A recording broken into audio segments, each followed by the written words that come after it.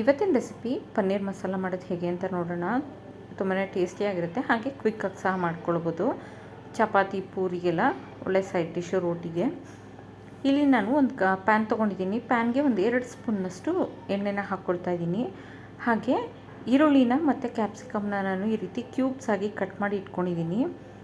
Cubes ಆಗಿ cut ಮಾಡಿ ಅದು ಸ್ಲೈಸ್ ಎಲ್ಲ ಓಪನ್ ಮಾಡ್ಕೊಳ್ಬೇಕಾಗುತ್ತೆ. ಆನಿಯನ್ ಆದರೆ ನೋಡಿ ಈ ರೀತಿ ಒಂದೊಂದೇ ಎಳೆ ತೆಕ್ಕೊಂಡ್ರೆ ಆಯಿತು. ಹಾಗೆ ಕ್ಯಾಪ್ಸಿಕಮ್ಮು ಅಷ್ಟೇ. ಇದೆರಡನ್ನೂ ನಾವು ನೀಟಾಗಿ ಫ್ರೈ ಮಾಡ್ಕೊಳ್ಬೇಕು. ತುಂಬಾ ಸಾಫ್ಟ್ ಆಗೋವರೆಗೆ ಮಾಡಬಾರ್ದು. 1 ನಿಮಿಷ ಈ ರೀತಿ ದೊಡ್ಡ ಉರಿಯಲ್ಲೇ ಫ್ರೈ ಮಾಡಿಕೊಂಡ್ರೆ ಆಯಿತು. ಲೋ ಫ್ಲೇಮಲ್ಲಿ ಮಾಡಬಾರ್ದು, ಹೈ ಫ್ಲೇಮಲ್ಲೇ 1 ನಿಮಿಷ ಈ ಥರ ಫ್ರೈ ಮಾಡ್ಕೊಳ್ಬೇಕು. ಈಗ ಇದನ್ನು ನಾನು ಒಂದು ಪ್ಲೇಟಿಗೆ ತೆಗೆದಿಟ್ಕೊಳ್ತಾ ಇದ್ದೀನಿ. ಇಷ್ಟು ನಮಗೆ ಫ್ರೈ ಆದರೆ ಸಾಕಾಗುತ್ತೆ. ಈಗ ನಾನು ಇದೇ ಎಣ್ಣೆಗೆ ಪನ್ನೀರನ್ನ ಹಾಕ್ಕೊಳ್ತಾ ಇದ್ದೀನಿ. ಇಲ್ಲಿ 200 ಗ್ರಾಮ್ ಪನ್ನೀರ್ ತೊಗೊಂಡಿದ್ದೀನಿ ನಾನು. ಇದನ್ನು ಅಷ್ಟೇ ಹೈ ಫ್ಲೇಮಲ್ಲಿ 1 ನಿಮಿಷ ಈ ರೀತಿ ನೀಟಾಗಿ ಟಾಸ್ ಮಾಡಿಕೊಟ್ರೆ ಸಾಕು. ತುಂಬಾ ಫ್ರೈ ಮಾಡಿಕೊಂಡ್ರೆ ಪನ್ನೀರು ರಬ್ಬರ್ ಥರ ಆಗಿಬಿಡುತ್ತೆ, ಒಂಥರ ಚೂಯೆ ಆಗಿಬಿಡುತ್ತೆ, ಚೆನ್ನಾಗಿರೋದಿಲ್ಲ. ಈ ರೀತಿ 1 ನಿಮಿಷ ಅಷ್ಟೇ ಫ್ರೈ ಮಾಡಿಕೊಂಡ್ರೆ ಸಾಫ್ಟಾಗಿರುತ್ತೆ ಪನ್ನೀರ್ ಸಹ. ನೋಡಿ ಈ ರೀತಿ ಫ್ರೈ ಮಾಡಿಕೊಂಡು ನಂತರ ಇದನ್ನು ಸಹ ಎಲ್ಲ ಒಂದು ಪಾತ್ರೆಗೆ ತೆಗೆದಿಟ್ಕೊಳ್ತೀನಿ, ಒಂದು ಪ್ಲೇಟಿಗೆ ನಾನು.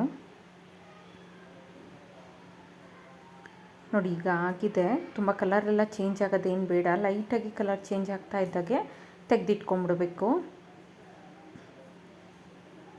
ಈಗ ಇದಕ್ಕೆ ನಾವು ಪನ್ನೀರ್ ಮಸಾಲ ಮಾಡೋದಕ್ಕೆ ಕ್ವಿಕ್ಕಾಗಿ ಒಂದು ಮಸಾಲೆ ರೆಡಿ ಮಾಡ್ಕೊಳ್ಳೋಣ. ತುಂಬಾ ಟೇಸ್ಟಿಯಾಗಿರುತ್ತೆ ಈ ರೀತಿ ಮಸಾಲೆ ರೆಡಿ ಮಾಡ್ಕೊಂಡು ಮಾಡೋದ್ರಿಂದ. ಒಮ್ಮೆ ಈ ರೀತಿ ಟ್ರೈ ಮಾಡಿ ನೋಡಿ, ತುಂಬಾ ಇಷ್ಟಪಡ್ತಾರೆ ಎಲ್ಲರೂ ಸಹ. 1 ಸ್ಪೂನ್ನಷ್ಟು ಧನಿಯಾ ಕಾಳು, ಹಾಗೆ ಒಂದು ಸಣ್ಣ ಪೀಸ್ನಷ್ಟು ಚಕ್ಕೆ, ಹಾಗೆ 3ರಿಂದ 4 ಲವಂಗ, ಇದಿಷ್ಟನ್ನು ಹಾಕಿ ಲೈಟಾಗಿ ಫ್ರೈ ಮಾಡ್ಕೊಳ್ಬೇಕು. ಲೋ ಫ್ಲೇಮಲ್ಲೇ ಹುರ್ಕೊಳ್ಬೇಕಾಗುತ್ತೆ. ಹಾಗೆ ಇಲ್ಲಿ ಒಂದು 8ರಿಂದ 10 ಎಸಳು ಬೆಳ್ಳುಳ್ಳಿ, ಸ್ವಲ್ಪ ಶುಂಠಿ, 1 ಈರುಳ್ಳಿ, 1 ಟೊಮೆಟೊ, ಇದಿಷ್ಟನ್ನು ನಾನು ಸೇರಿಸ್ಕೊಂಡು ಫ್ರೈ ಮಾಡ್ಕೊಳ್ತಾ ಇದ್ದೀನಿ.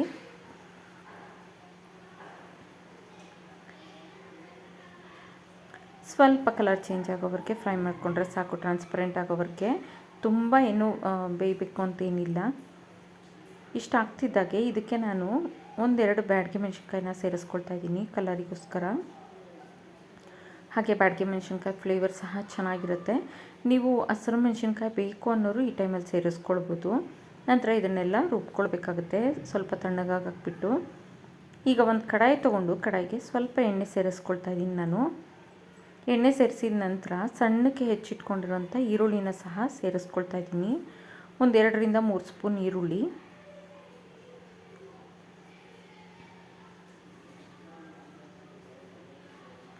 ಹಾಗೆ ರುಬ್ಬಿಟ್ಕೊಂಡಿರೋಂಥ ಮಸಾಲೆನ ಇದಕ್ಕೆ ಸೇರಿಸ್ಕೊಳ್ತಾ ಇದ್ದೀನಿ. ಫೈನಾಗಿ ರುಬ್ಕೊಳ್ಬೇಕಾಗುತ್ತೆ ಮಸಾಲೆ. ನಿಮಗೇನಾದರೂ ಗ್ರೇವಿ ಕನ್ಸಿಸ್ಟೆನ್ಸಿ ಇನ್ನೂ ಗಟ್ಟಿ ಬೇಕು ಮತ್ತು ಜಾಸ್ತಿನೇ ಬೇಕು ಕ್ವಾಂಟಿಟಿ ಅನ್ನೋರು ಇನ್ನೂ ಸ್ವಲ್ಪ ಎಕ್ಸ್ಟ್ರಾ ಮಾಡ್ಕೊಳ್ಬೋದು. ನಂತರ ಅದಕ್ಕೆ ಗೋಡಂಬಿನ ಸೇರಿಸಿ ರುಬ್ಕೊಂಡ್ರೂ ಸಹ ಕನ್ಸಿಸ್ಟೆನ್ಸಿ ಚೆನ್ನಾಗಿ ಬರುತ್ತೆ. ಈಗ ನಾನು ಗ್ರೇವಿಗೆ ಎಷ್ಟು ಬೇಕಷ್ಟು ಉಪ್ಪನ್ನು ಈಗಲೇ ಸೇರಿಸ್ತಾ ಇದ್ದೀನಿ. 1 ಸ್ಪೂನ್ನಷ್ಟು ಉಪ್ಪು ಬೇಕಾಗುತ್ತೆ. ನಾನಿಲ್ಲಿ ಕಲ್ಲುಪ್ಪು ಬಳಸ್ತಾ ಇದ್ದೀನಿ. ನೀವು ಪುಡಿ ಉಪ್ಪು ಬಳಸೋದಾದರೆ ಪುಡಿ ಉಪ್ಪು ಸಹ ಬಳಸ್ಬೋದು. ನಂತರ ಸ್ವಲ್ಪ ಅರಿಶಿನ, ಒಂದು 1/4 ಸ್ಪೂನ್ನಷ್ಟು ಅರಿಶಿನ. ಖಾರಕ್ಕೋಸ್ಕರ ಮನೆಯಲ್ಲೇ ಮಾಡಿರೋಂಥ ಖಾರದ ಪುಡಿ ಒಂದು 1/2 ಸ್ಪೂನ್ನಷ್ಟು. ನಂತರ ಗರಂ ಮಸಾಲ ಪೌಡರು ಒಂದು 1/2 ಸ್ಪೂನು ಅಷ್ಟು ಗರಂ ಮಸಾಲ ಪೌಡರ್ ಬೇಕಾಗುತ್ತೆ. ಗರಂ ಮಸಾಲ ಎಲ್ಲ ಹಾಕಿದ ನಂತರ ನೋಡಿ ಈ ರೀತಿ ಚೆನ್ನಾಗಿ ಮಿಕ್ಸ್ ಮಾಡಿಕೊಡ್ಬೇಕು.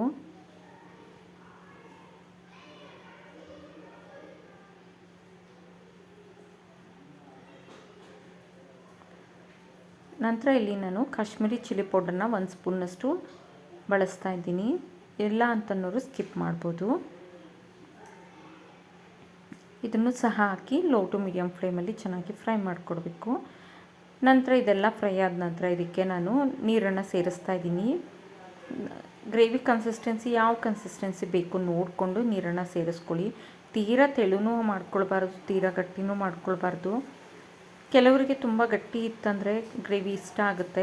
ಆ ರೀತಿ ಇರೋರು ಈ ಟೈಮಲ್ಲಿ ನೀರನ್ನು ಕಡಿಮೆ ಸೇರಿಸ್ಕೊಳ್ಳಿ. ನಾನಿಲ್ಲಿ ಮೀಡಿಯಮ್ ಕನ್ಸಿಸ್ಟೆನ್ಸಿ ಮಾಡ್ಕೊಳ್ತಾ ಇದ್ದೀನಿ. ನೋಡಿ ಈ ಕನ್ಸಿಸ್ಟೆನ್ಸಿ ಮಾಡ್ಕೊಳ್ತಾ ಇದ್ದೀನಿ ನಾನು. ಚೆನ್ನಾಗಿ ಕುದೀತಾ ಇದೆ. ಈ ಕುದಿಯೋ ಟೈಮಲ್ಲಿ ಫ್ರೈ ಮಾಡಿಟ್ಟಿರೋಂಥ ಪನ್ನೀರು ಮತ್ತು ಆನಿಯನ್ ಮತ್ತು ಕ್ಯಾಪ್ಸಿಕಮ್ ಕ್ಯೂಬ್ಸ್ನ ಹಾಕ್ಕೊಳ್ತಾ ಇದ್ದೀನಿ ನಾನು. ಇದಿಷ್ಟನ್ನು ಸೇರಿಸಿ ಚೆನ್ನಾಗಿ ಮಿಕ್ಸ್ ಮಾಡಿಕೊಡ್ಬೇಕು. ಇದೆಲ್ಲ ಸೇರಿಸಿದ ನಂತರ ಒಂದು 2 ನಿಮಿಷ ಕುದಿಸ್ಕೊಂಡ್ರೆ ಸಾಕು, ನಮ್ಮ ಗ್ರೇವಿ ರೆಡಿ ಆಗಿಬಿಡುತ್ತೆ. ತುಂಬ ಟೈಮ್ ಏನು ತೊಗೊಳೋದಿಲ್ಲ. ತುಂಬ ಹೊತ್ತು ಕುದಿಸ್ಬಾರ್ದು. ತುಂಬ ಹೊತ್ತು ಕುದಿಸಿದ್ರೆ ಆ ಕ್ಯಾಪ್ಸಿಕಮ್ ಮತ್ತು ಈರುಳ್ಳಿದು ಕ್ರಂಚಿನೆಸ್ ಹೊರಟೋಗುತ್ತೆ. ಈಗಿಲ್ಲಿ ನಾನು ಕಸೂರಿ ಮೇಥಿನ ಸೇರಿಸ್ಕೊಂಡಿದ್ದೀನಿ. ಕಸೂರಿ ಮೇಥಿನ ಸೇರಿಸಿ ನೀಟಾಗಿ ಮಿಕ್ಸ್ ಮಾಡಿಕೊಡ್ಬೇಕು. ಈ ರೀತಿ ಚೆನ್ನಾಗಿ ಮಿಕ್ಸ್ ಮಾಡಿಕೊಟ್ರೆ ಆಯಿತು, ಪನ್ನೀರ್ ಮಸಾಲ ರೆಡಿ ಆಗಿಬಿಡುತ್ತೆ. ಯಾವುದೇ ರೆಸ್ಟೋರೆಂಟ್ ಸ್ಟೈಲಲ್ಲಿ ನೀವು ರೆಸ್ಟೋರೆಂಟ್ಗಳಲ್ಲಿ ತಿಂದಿರ್ತೀರಲ್ಲ ಅದೇ ರೀತಿ ಇರುತ್ತೆ ಈ ಗ್ರೇವಿ. ತುಂಬಾ ರುಚಿಯಾಗಿರುತ್ತೆ. ನೋಡಿ ಎಷ್ಟು ಥಿಕ್ನೆಸ್ ಆಗಿದೆ. ಮತ್ತು ಈ ಕನ್ಸಿಸ್ಟೆನ್ಸಿ ಇತ್ತು ಅಂತಂದರೆ ನೀವು ಗೀ ರೈಸು, ಚಪಾತಿ, ರೋಟಿ ಎಲ್ಲದ್ರ ಜೊತೆಗೂ ನಂಚ್ಕೋಬೋದು. ಈ ವಿಡಿಯೋ ಇಷ್ಟ ಆದಲ್ಲಿ ಲೈಕ್, ಶೇರ್ ಆ್ಯಂಡ್ ಸಬ್ಸ್ಕ್ರೈಬ್ ಮಾಡಿ. Thank you for watching.